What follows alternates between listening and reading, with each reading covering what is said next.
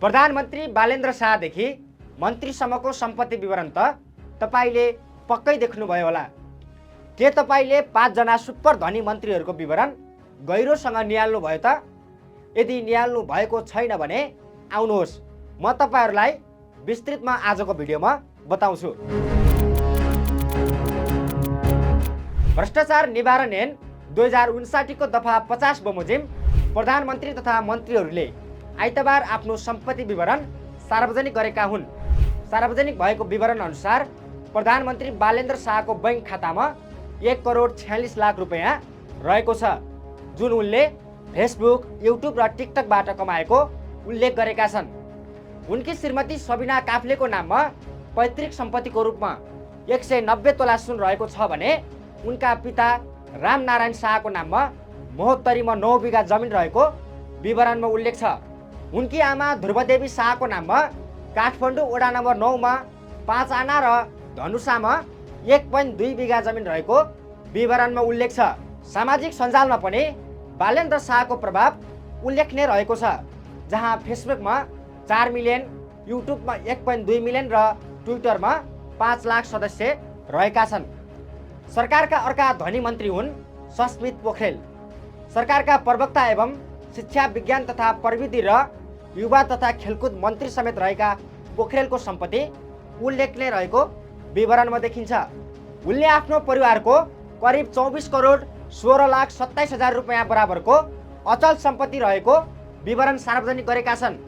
काठमाडौँ, मोरङ र ललितपुरमा घर जग्गा रहेको उनले उल्लेख गरेका छन् भने 25 तोला सुन, 100 तोला चाँदी, बैंक खातामा 4,47,994 रुपैयाँ रहेको उनले उल्लेख गरेका छन्। विभिन्न कम्पनीमा करिब 30 लाख बराबरको सेयर, राष्ट्रिय बचत पत्रमा ठुलो लगानी र परिवारका नाममा सेयर खरिद गरिएको पनि उल्लेख गरिएको छ। साथै उनी र उनको आमाको नाममा कुल 75 लाख रुपैयाँ ऋण रहेको छ। Extreme energy drink. यस्तै अर्थमन्त्री स्वर्णिम वाग्लेले 12 करोड 75 लाख रुपैयाँ बराबरको घर जग्गा रहेको विवरण सार्वजनिक गरेका छन्। उनको नाममा ललितपुरको सानेपा र भैँसीपाटी, काभ्रेको धुलीखेल तथा तनहुँको बन्दीपुरमा जग्गा रहेको देखिन्छ। उनले भैँसीपाटीमा 5 करोड, सानेपामा 2 करोड, धुलीखेलमा 3 करोड 75 लाख र बन्दीपुरमा 2 करोड रुपैयाँमा जग्गा खरिद गरेको उल्लेख गरेका छन्। वैदेशिक रोजगारी, निजी सम्पत्ति बिक्री, बैंक ऋण तथा व्यक्तिगत सापटी मार्फत सम्पत्ति जोडेको उनले बताएका छन्। यस्तै अर्को धनी मन्त्रीको सूचीमा गौरी कुमारी यादव रहेकी छन्। उद्योग मन्त्री यादवको नाममा काठमाडौँमा 1 रोपनी जग्गा र 3 तले घर रहेको छ भने काठमाडौँमै 14 आना, 7 आना र 9 आना गरी 3 स्थानमा जग्गा रहेको छ। महोत्तरीमा 14 कट्ठा, 15 कट्ठा, 5.5 बिघा र 1 बिघा र 1 कट्ठा जग्गामा पोखरी रहेको विवरणमा उल्लेख छ। उनीसँग 180 तोला सुन, 2 किलो चाँदी र 2 सेट हिरा रहेका छन्।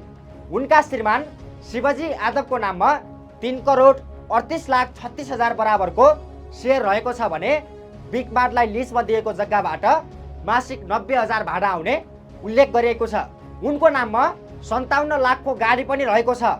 विभिन्न बैंक तथा अटो कर्जा सहित ऋण समेत रहेको देखिएको छ। यसैगरी गृहमन्त्री सुदन गुरुङ पनि धनी मन्त्रीको सूचीमा शीर्ष स्थानमा रहेका छन्।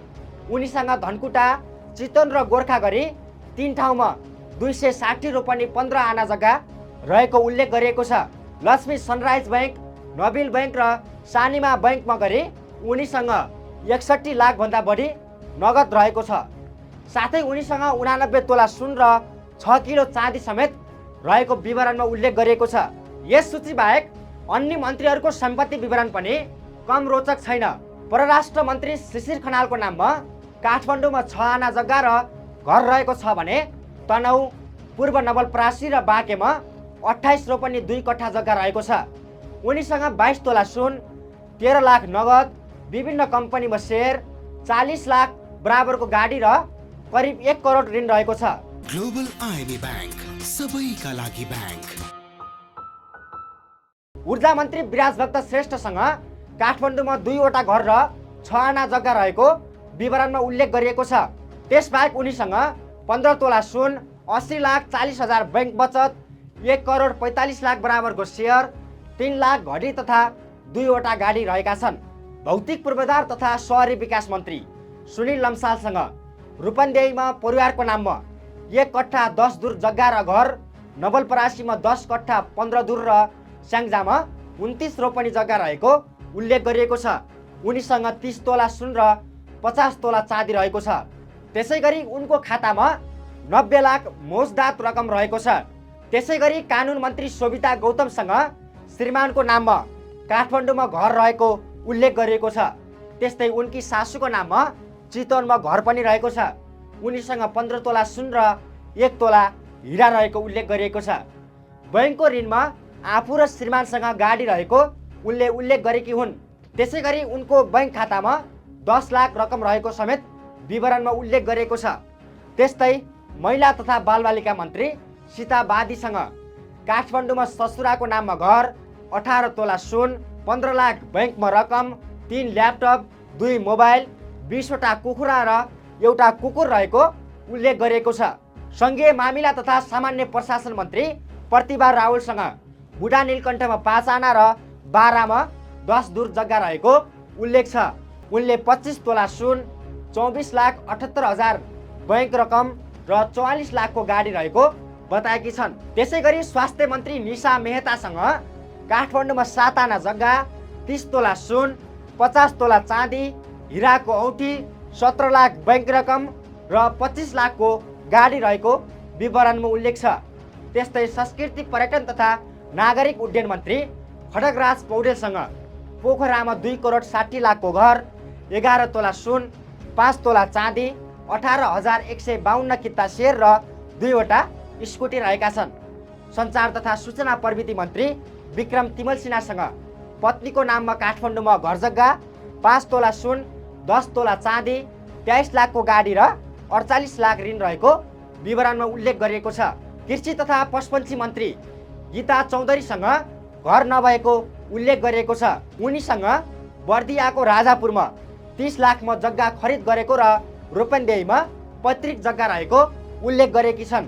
उनले आफूसँग 5 तोला सुन, 100 तोला चाँदी, 2वटा बाख्रा, एउटा स्कुटर र 10वटा कुखुरा रहेको उल्लेख गरेकी छन्। श्रम मन्त्री रामजी यादवले आफूसँग राजविराजमा घरसहित 11 आना जग्गा रहेको उल्लेख गरेका छन्। डाक्टर सुन्नु न, डाक्टर शङ्करको फोनै लागिरहेको छैन कि। It's an emergency. पेसेन्टको हालत एकदमै खराब भइसक्यो। जिम्मेवारीको मामलामा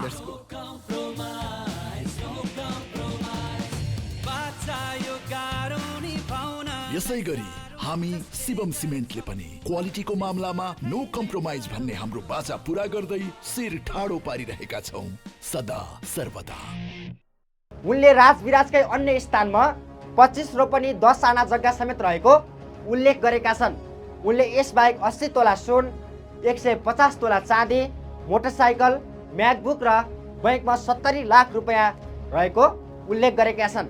यसरी हेर्दा सार्वजनिक गरिएको सम्पत्ति विवरणले सरकारभित्रको आर्थिक अवस्था र सम्पत्तिको विविधता स्पष्ट रूपमा देखाएको छ। जहाँ केही मन्त्रीहरूसँग अरब नजिकको सम्पत्ति छ भने केहीसँग साधारण स्तरको सम्पत्ति मात्र रहेको देखिन्छ। लोकान्तरका लागि प्रकाश ओली।